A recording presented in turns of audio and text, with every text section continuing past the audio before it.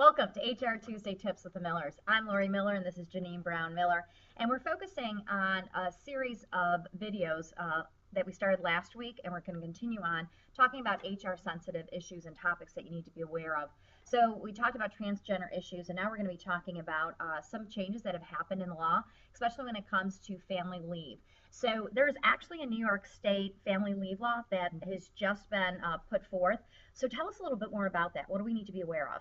Okay, well, this specific law will be phased in over a 4-year period beginning January 2018, and it requires employers to provide paid family leave benefits to eligible employees as part of the state's disability insurance program.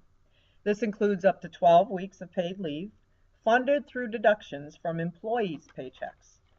The funding under the new law, employers are not responsible for to contribute to. But one thing you need to think about is how you're going to fund the absence of that employee when they are on the leave. Covered employers include those that have one or more employees. So really it's just about anybody in business out there. The uses of such a leave are similar to that of FMLA, so you might want to brush up on the law associated with that.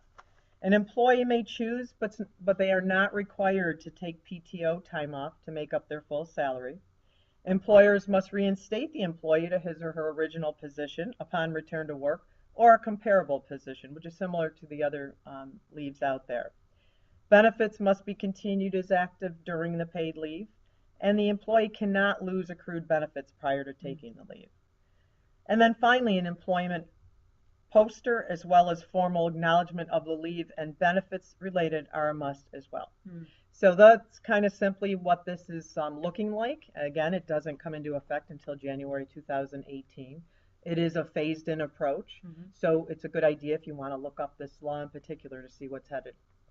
And I think too, knowing that this law is coming, once again, training, development, communication with your employees. So for new hires, making sure for your onboarding process and your training, you've got information so they know what it is.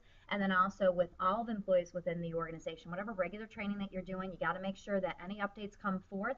You got to make sure you're communicating that with your employee base, whether it's through formal or informal channels and networks. So hopefully giving you some insight as far as what you need to be aware of when it comes to this new law. It's going to be forthcoming in 2018. Next week, we're going to actually be talking about exempt, non-exempt employees. There's some changes going in that and how you're classifying employees. So we hope you check in with us next week. Critical information that you're going to need to know. So sit back, relax. We got this.